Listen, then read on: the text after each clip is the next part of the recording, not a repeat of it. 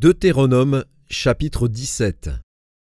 Tu n'offriras en sacrifice à l'Éternel, ton Dieu, ni bœuf, ni agneau qui ait quelque défaut ou difformité, car ce serait en abomination à l'Éternel, ton Dieu. Il se trouvera peut-être au milieu de toi dans l'une des villes que l'Éternel, ton Dieu, te donne, un homme ou une femme faisant ce qui est mal aux yeux de l'Éternel, ton Dieu, et transgressant son alliance,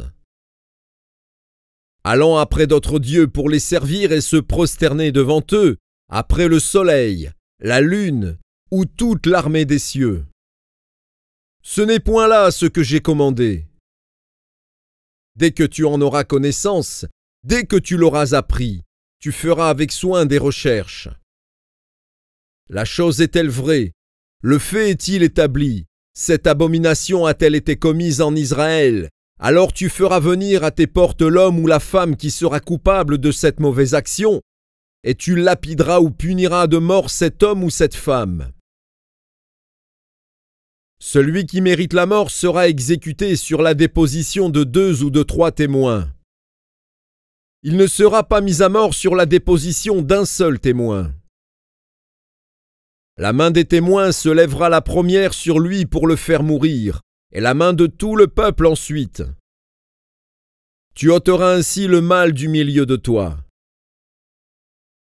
Si une cause relative à un meurtre, à un différend, à une blessure, te paraît trop difficile à juger et fournit matière à contestation dans tes portes, tu te lèveras et tu monteras au lieu que l'Éternel, ton Dieu, choisira. Tu iras vers les sacrificateurs, les Lévites, et vers celui qui remplira alors les fonctions de juge. Tu les consulteras, et ils te feront connaître la sentence. Tu te conformeras à ce qu'ils te diront dans le lieu que choisira l'Éternel, et tu auras soin d'agir d'après tout ce qu'ils t'enseigneront. Tu te conformeras à la loi qu'ils t'enseigneront et à la sentence qu'ils auront prononcée. Tu ne te détourneras de ce qu'ils te diront ni à droite ni à gauche. L'homme qui, par orgueil, n'écoutera pas le sacrificateur placé là pour servir l'Éternel, ton Dieu, ou qui n'écoutera pas le juge, cet homme sera puni de mort. Tu ôteras ainsi le mal du milieu d'Israël, afin que tout le peuple entende et craigne, et qu'il ne se livre plus à l'orgueil. Lorsque tu seras entré dans le pays que l'Éternel, ton Dieu, te donne, lorsque tu le posséderas, que tu y auras établi ta demeure, et que tu diras « Je veux mettre un roi sur moi », comme toutes les nations qui m'entourent. Tu mettras sur toi un roi que choisira l'Éternel, ton Dieu. Tu prendras un roi du milieu de tes frères. Tu ne pourras pas te donner un étranger qui ne soit pas ton frère. Mais qu'il n'ait pas un grand nombre de chevaux, et qu'il ne ramène pas le peuple en Égypte pour avoir beaucoup de chevaux. Car l'Éternel vous a dit, vous ne retournerez plus par ce chemin-là.